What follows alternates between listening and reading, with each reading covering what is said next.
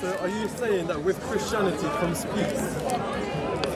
Yeah? So, ladies and gentlemen, what about the Crusades? the question was, and if you interrupt the answer, you'll find that you don't get to ask another question.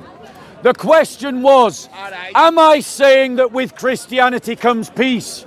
No, I'm not. I'm saying with Christ comes peace.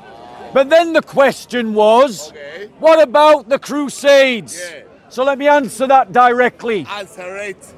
The Crusades were launched after 7 centuries of constant Islamic aggression. Before the very first crusade was launched in 1095, Muslims had invaded the following Christian lands.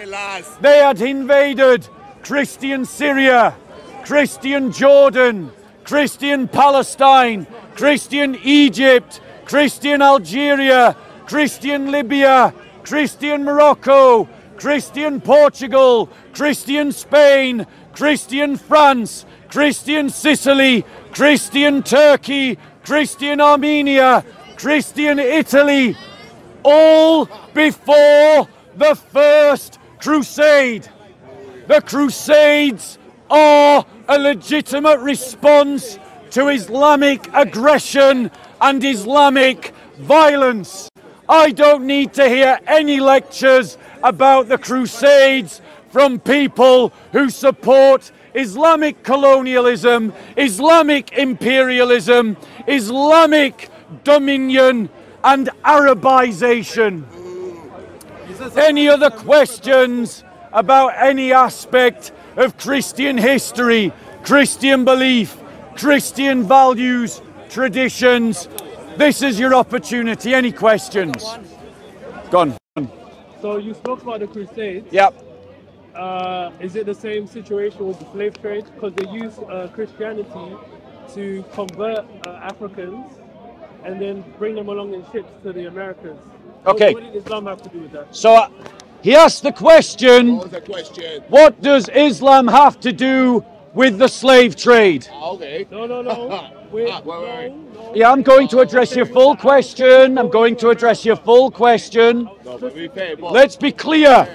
Before the European slave trade of the 1600s, 1700s and 1800s that happened in West Africa, the Islamic slave trade had existed in the Muslim world for nearly 14 centuries prior. For nearly, ladies and gentlemen, for nearly 11 centuries, Muslims had taken slaves across Africa, across Europe, and had taken them into the Muslim world. And all through the time that Europeans practiced slavery, for the full 300 years of the European slave trade, Muslims continued to practice their own slave trade. They continued to kidnap people from Europe. They continued to kidnap people from Indonesia, people from India, people from Afghanistan, people from Africa, and take them into the Islamic slave markets to trade them as slaves. They did this because Muhammad was a slave trader who bought slaves and sold slaves. Christians, however, have ended the slave trade multiple times at different parts of history, at different geographies around the world for the last 2,000 years. The most recent example was when William Wilberforce and the anti-slave traders convinced the British Empire, using Christian arguments, to end the British slave trade. The British Royal Navy then sacrificed blood and resources to end the slave trade around the world, including inside the Islamic world.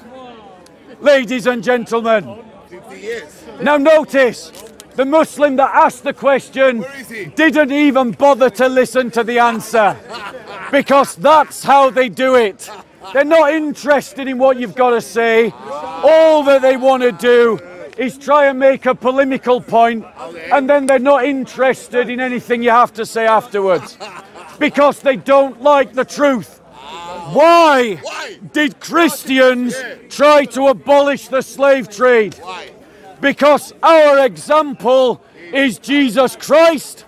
And Jesus Christ, in a time when slavery was normal, never had a slave, never bought a slave, and never sold a slave.